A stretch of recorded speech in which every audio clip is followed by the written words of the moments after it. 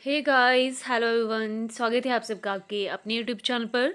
So as you all know कि हमने H P टैक में साइकोलॉजी सेक्शन की प्रिपरेशन के लिए साइकोलॉजी के इंपॉर्टेंट क्वेश्चंस की एक सीरीज़ शुरू की है और ये वीडियो इस सीरीज़ का पार्ट नंबर 3 है।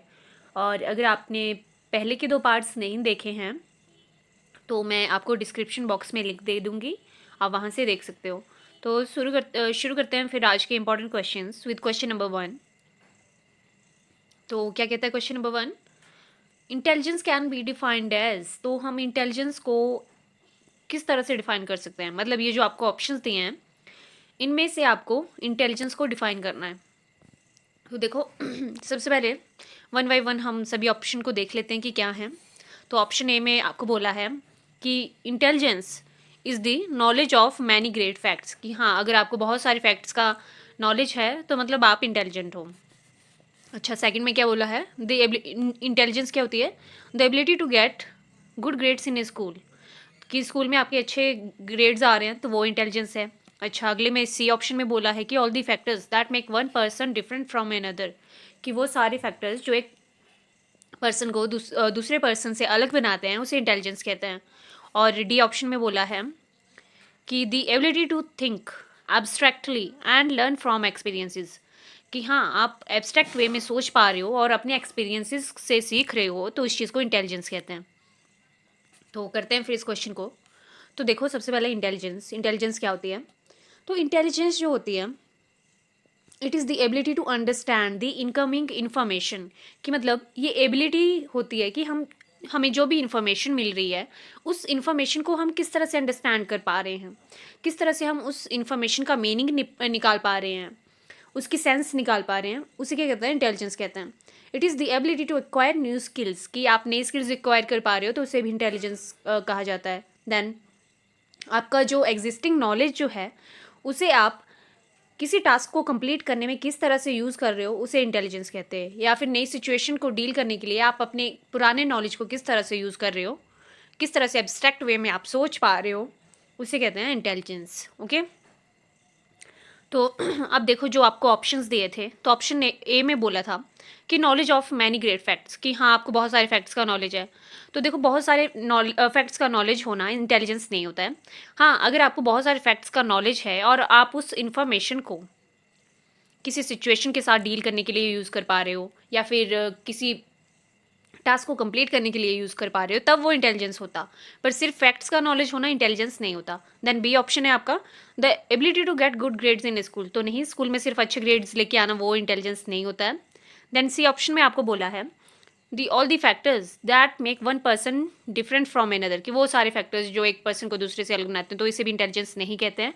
और डी ऑप्शन में क्या बोला है? डी ऑप्शन में बोला है the ability to think abstractly and learn from experiences, कि आप एब्स्ट्रैक्ट वे में, आप कॉम्प्लेक्स वे में सोच पा रहे हो और अपने एक्सपीरियंसेस से सीख रहे हो, तो उसी को इंटेलिजेंस कहते हैं। ओके, तो इस क्वेश्चन के हिसाब से आपका ऑप्शन नंबर डी से ही आंसर आ जाएगा, the ability to think abstractly and learn from experiences. Okay, so now next question is question number 2। Social learning theory was developed by. तो सोशल लर्निंग थ्योरी जो है वो किसने डेवलप की थी? तो देखो जो सोशल लर्निंग थ्योरी है वो एल्बर्ट बंदूरा ने दी थी, तो इस हिसाब से आपका ऑप्शन नंबर ए से ही आ जाएगा। एल्बर्ट बंदूरा ने सोशल लर्निंग थ्योरी दी थी। और जो सोशल लर्निंग थ्योरी है वो इस आइडिया के ऊपर बेस्ड है कि जो लोग होते हैं वो दूसरों को ऑब्जर्व करके और उनके कंसिक्वेंसेस से किस तरह से सीखते हैं। ठीक है, इस आइडिया के ऊपर बेस्ड है कि that people learn by observing others and their consequences, जो लोग होते हैं वो दूसरों को ऑब्जर्व करके और उनके कंसिक्वेंसेज से सीखते हैं। ये थोड़ी एक्सप्लेन करती है कि how people learn through observation imitation, की लोग ऑब्जर्वेशन और इमिटेशन से किस तरह से सीखते हैं। सो इस क्वेश्चन का आपका आंसर है ऑप्शन नंबर ए, एल्बर्ट बंदूरा ने दी है सोशल लर्निंग थ्योरी। सो अभी अगला क्वेश्चन है क्वेश्चन नंबर 3। सो क्या कहता है क्वेश्चन नंबर 3? हाँ, which of the following approach to personality is least deterministic, कि इनमें से कौन सा अप्रोच जो है पर्सनैलिटी का लीस्ट डिटर्मिनिस्टिक है? तो देखो इसका आंसर आ जाएगा आपका ऑप्शन नंबर ए यानी कि द ह्यूमनिस्टिक अप्रोच। जो ह्यूमनिस्टिक अप्रोच है पर्सनैलिटी का वो लीस्ट डिटर्मिनिस्टिक है। और क्या कहता है ह्यूमनिस्टिक अप्रोच है क्या ये अप्रोच कहता है, ये एम्फेसाइज करता है पर्सनल ग्रोथ पे, सेल्फ एक्चुअलाइजेशन पे, और इस आइडिया के ऊपर कि that individual have free will to make their own choices. इस आइडिया के ऊपर एम्फेसाइज करता है कि जो लोग होते हैं उनके पास फ्री विल होती है, अपनी इच्छा होती है अपने डिसीजन लेने की, अपनी चॉइसेस बनाने की। ओके और ये अप्रोच जो है लीस्ट डिटर्मिनिस्टिक है बिकॉज ये अप्रोच जो है वो लोगों को अलाउ करता है पर्सनल फ्रीडम देता है ये लोगों को। ओके सो इस क्वेश्चन का आंसर आ जाएगा आपका ऑप्शन नंबर ए। सो अभी क्वेश्चन नंबर 4 है which is not the cause of delinquency. तो इनमें से डेलिक्वेंसी का काउज कौन सा नहीं है। तो देखो डेलिक्वेंसी तो इस क्वेश्चन को आंसर करने के लिए सबसे पहले तो आपको पता होना चाहिए कि डेलिक्वेंसी क्या होता है। तो डेलिक्वेंसी होता है बेसिकली आप इसे कह सकते हो एंटी सोशल बिहेवियर, यानी कि ऐसा बिहेवियर जो कि सोसाइटी के नॉर्म्स के अगेंस्ट हो। ठीक है, सोसाइटी के कंडीशंस के खराब हो, मतलब उसके अपोजिट हो। तो इसे हम, और जैसे अगर हम सिंपल लैंग्वेज में अगर हम बात करें तो एंटी सोशल बिहेवियर भी कहते हैं डेलिक्वेंसी को, या फिर और क्या कहते हैं जैसे कि क्रिमिनल बिहेवियर है। और ये हम बात जो कर रहे हैं इस क्वेश्चन में आपसे बच्चे के रिस्पेक्ट में पूछा गया है कि which is not the cause of delinquency, की बच्चे में डेलिक्वेंसी यानी कि anti social behaviour, criminal behaviour, इस तरह का बिहेवियर जो डेवलप होता है बच्चे में, तो उसे डेवलप होने का काउज कौन सा नहीं है, नॉट पूछा है, ये आपने ध्यान रखना है। तो देखो वन बाय वन सभी को देख लेते हैं। तो ए ऑप्शन में आपको बोला है फिजिकल डिफेक्ट, कि अगर बच्चे में फिजिकल डिफेक्ट है तो देखो अगर बच्चे में फिजिकल डिफेक्ट है तो ये डेलिक्वेंसी को प्रमोट करता है। हाँ, तो इस वजह से उसमें एंटी सोशल बिहेवियर आ सकता है, हो सकता है कि उसमें इन्फीरियोरिटी कॉम्प्लेक्स आ जाए जिसकी वजह से डेलिक्वेंसी बिहेवियर जो है वो प्रमोट हो जाए। फिर देन सेकंड तो ये तो आएगा, ठीक है। तो और हमसे नॉट पूछा है, हमें नहीं वाला बताना है। तो सेकंड में दिया है आपको पावर्टी यानी कि गरीबी। तो ये वाला ऑप्शन जो है वो भी डेलिक्वेंसी को प्रमोट करता है। फेलियर, कि हाँ बार बार आप किस चीज़ में ट्राई कर रहे हो और आप फेल होते जा रहे हो, आपको सक्सेस नहीं मिल रही है, तो वो भी डेलिक्वेंट बिहेवियर को प्रमोट करता है। और डी ऑप्शन में बोला है कि प्रॉपर होम एनवायरनमेंट। तो ये आप देखोगे ध्यान से तो ये पॉजिटिव ऑप्शन है आपका, प्रॉपर होम एनवायरनमेंट, कि हाँ कि बच्चे के घर का माहौल बहुत अच्छा है, उसके पेरेंट्स उसे सपोर्ट कर रहे हैं, हर चीज़ उसे उसके ऊपर प्रॉपर अटेंशन दे रहे हैं, ध्यान दे रहे हैं, बच्चे के इमोशन स्टेबल हैं, तो उसे प्रॉपर होम एनवायरनमेंट, अच्छा खासा घर का एनवायरनमेंट मिल रहा है, तो ये डेलिकेंसी को प्रमोट नहीं करेगा। ठीक है, इससे जो पेरेंट्स है वो बच्चे पे ध्यान दे रहे हैं तो वो सही डायरेक्शन में जाएगा, तो डेलिकेंसी इस चीज़ से प्रमोट नहीं होगी। ठीक है, अच्छा एनवायरनमेंट, क्योंकि घर का एनवायरनमेंट अच्छा है। तो फिर तो नॉट बिकॉज ऑफ डेलिक्वेंसी, तो ऑप्शन नंबर डी आ जाएगा, जो प्रॉपर होम एनवायरनमेंट है वो डेलिक्वेंसी को प्रमोट नहीं करेगा आपकी। ठीक है, तो इसके बाद आता है आपका क्वेश्चन नंबर 5। ये भी मैंने इसी तरह का क्वेश्चन लिया है, बस सेम कॉन्सेप्ट है, उसी बेसिस पे ये क्वेश्चन सॉल्व होगा। देखो which of the following is not a cause of child delinquency, कि बच्चे में चाइल्ड डेलिक्वेंसी या जो बच्चे में anti social behaviour, criminal behaviour जो डेवलप होता है, तो इनमें से कौन सा कॉज नहीं है उसका। तो इसमें भी नॉट, नहीं वाला मतलब नहीं जिसकी वजह से नहीं डेवलप होगा वो पूछा है। ठीक है, तो मतलब हमें पॉजिटिव ऑप्शन ढूंढना है। तो देख लेते हैं वन बाय वन सभी को। तो ऑप्शन ए में क्या बोला है कि बैलेंस्ड लेवल ऑफ एस्पायरेशन।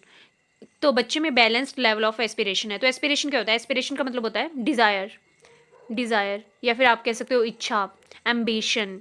तो बच्चे की जो एम्बिशन है, डिज़ायर है, इच्छाएं हैं, जिसकी आकांक्षाएं हैं उसके बच्चे की, तो उनका लेवल जो है वो बैलेंस्ड है। और अगर बच्चे में बैलेंस्ड है लेवल उन चीज़ों का, तो ये एंटी सोशल बिहेवियर कहाँ से प्रमोट करेगा, वो बच्चा तो सही डायरेक्शन में जा रहा है ना, क्योंकि हर एक चीज़ उसकी बैलेंस्ड है, उसे पता है कि क्या चीज़ सही है, क्या चीज़ करने से उसे फ़ायदा मिलेगा, कौन सी चीज़ सोसाइटी के हिसाब से सही है, सारी चीज़ें उसे पता है। तो बैलेंस्ड लेवल है बच्चे के अंदर इन सब चीज़ों का, तो वो एंटी सोशल बिहेवियर को प्रमोट नहीं करेगी, डेलिक्वेंसी को प्रमोट नहीं करेगी।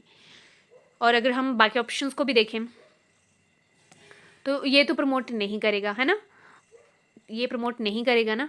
और बी ऑप्शन में क्या बोला, इमोशनल कन्फ्लिक्ट्स, कि हाँ बच्चे के मन के अंदर इमोशनल कन्फ्लिक्ट्स हैं, उसे सही गलत का भी पता नहीं चल रहा है, इमोशंस उसके स्टेबल नहीं है, तो ये तो प्रमोट करेगा। फिर थर्ड में क्या बोला है, नॉन फुलफिलमेंट ऑफ नीड्स, कि बच्चे की नीड्स जो हैं, बच्चे की ज़रूरतें जो है वो पूरी नहीं हो रही हैं। तो जब उसकी नीड्स पूरी नहीं होंगी तो वो उन्हें पूरे करने के लिए कोई तो वे सोचेगा, कोई तरीका सोचेगा।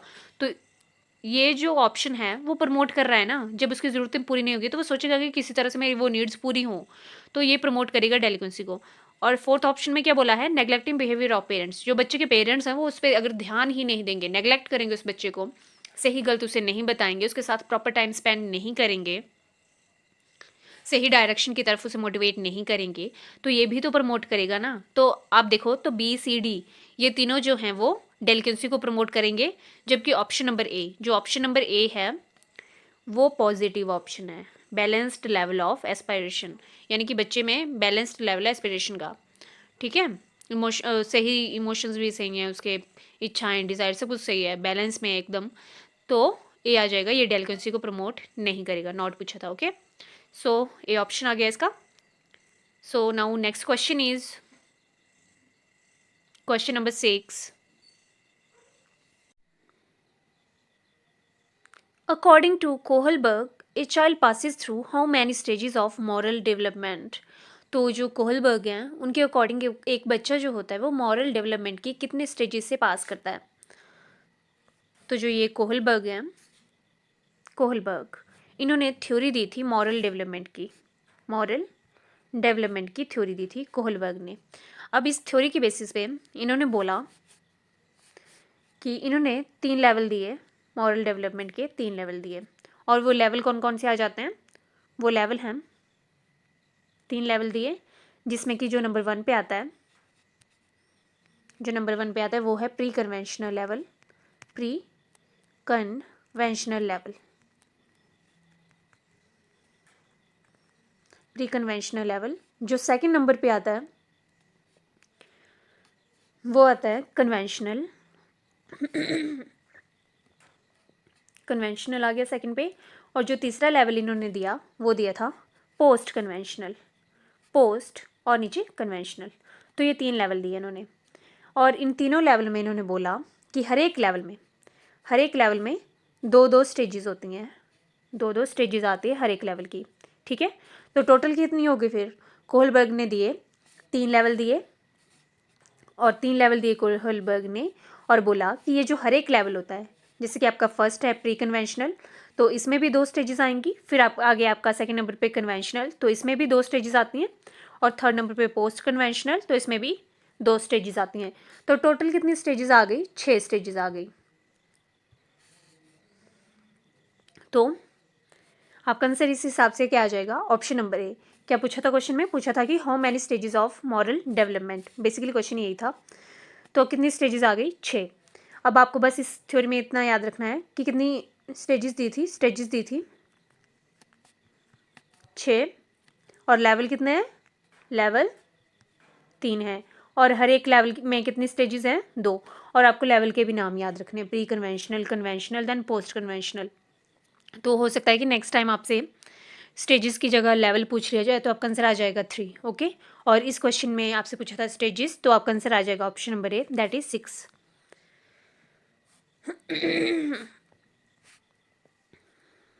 So next question is, cause effect relationship is studied through which of the following method?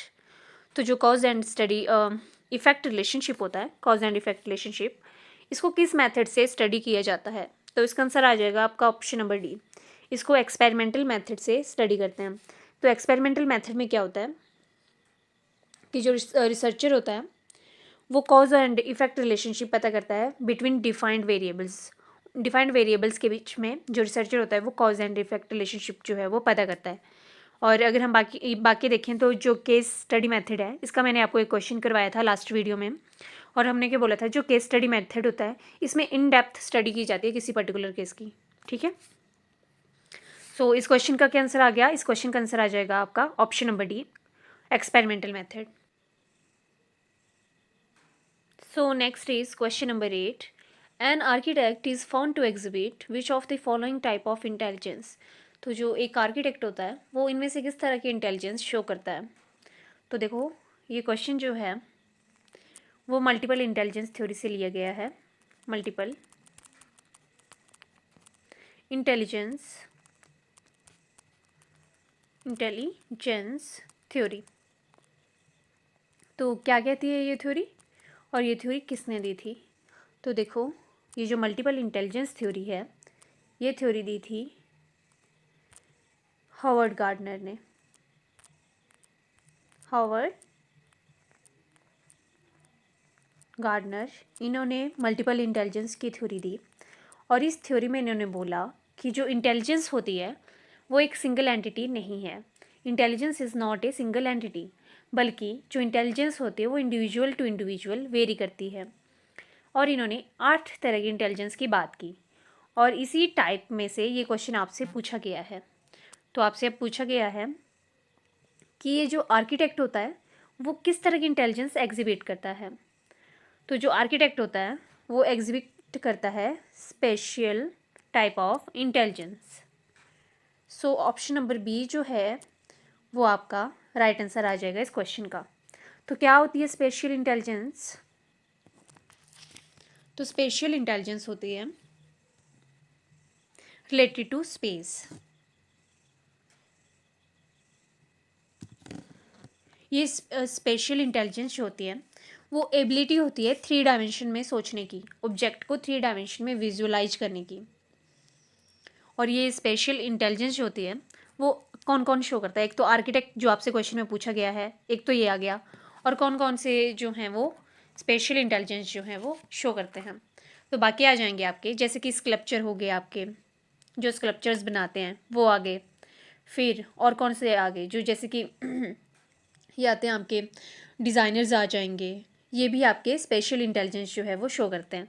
और अगर हम बाकी ऑप्शंस की बात करें तो उन्होंने बात की है, देखो ए ऑप्शन में बोला है लॉजिकल मैथमेटिकल इंटेलिजेंस। तो लॉजिकल मैथमेटिकल इंटेलिजेंस जो होते हैं ये कौन शो करता है? तो ये शो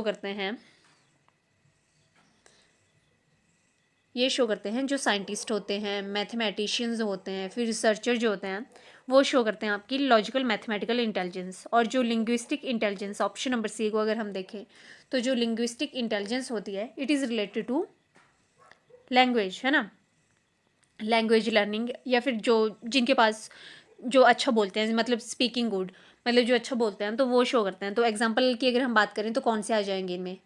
लिंग्विस्टिक वाले में आ जाएंगे आपके, जैसे कि आगे ऑथर आ गए, फिर स्पीकर आ गए, पोइट आ गए, वो किस में आ जाएंगे? लिंग्विस्टिक इंटेलिजेंस वाली कैटेगरी में। ठीक है, तो ये सब भी आपने ध्यान में रखना है।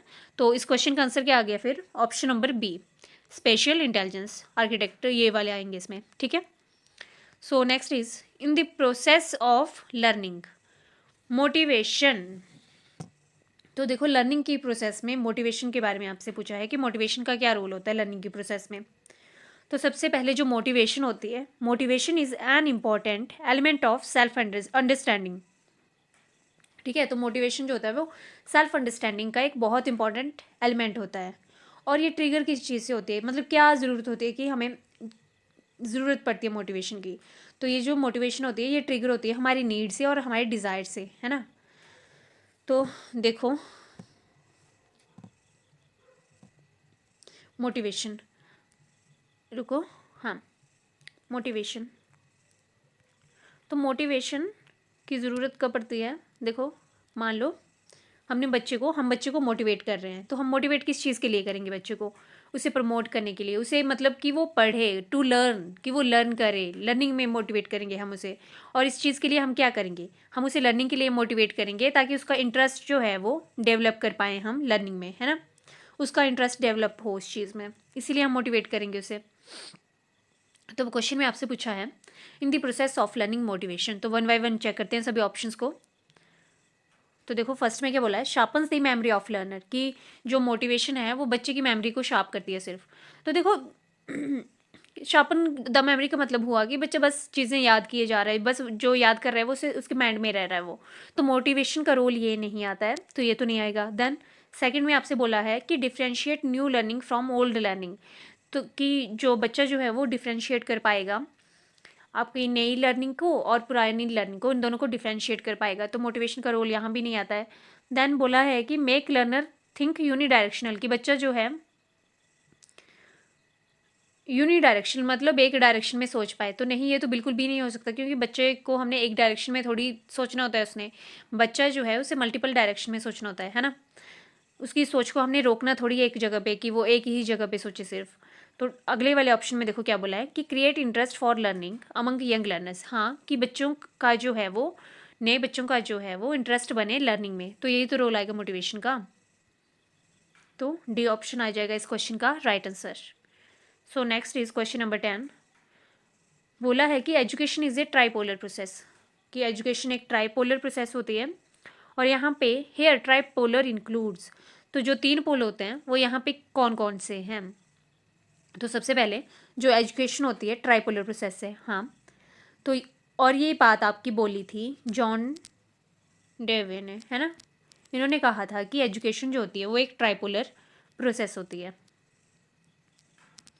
अब ये जो जो ऑप्शन दिए हैं आप, और क्वेश्चन में आपसे पूछा है कि ये जो 3 पोल आते हैं ट्राइपोलर, मतलब ये जो 3 पोल आते हैं वो कौन कौन से हैं। तो इसे ट्राइपोलर की जगह और क्या कह सकते हैं, इसे कहते हैं 3 डायमेंशन भी कहते हैं।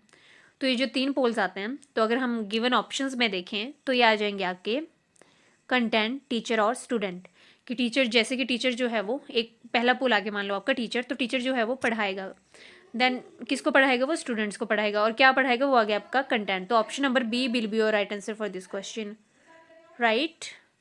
सो ये थे आज के इम्पॉर्टेंट क्वेश्चंस। तो इस क्वेश्चन का आंसर आ गया बी ऑप्शन, और ये थे आज के इम्पॉर्टेंट क्वेश्चंस। तो बाकी हम मिलेंगे जल्द ही नए क्वेश्चंस के साथ नई वीडियो में। और हाँ, अगर अभी तक आपने चैनल को सब्सक्राइब नहीं किया है तो जल्दी से सब्सक्राइब कर दो, और बाकी के आपने पार्ट्स नहीं देखे हैं तो वो भी जल्दी से देख लो।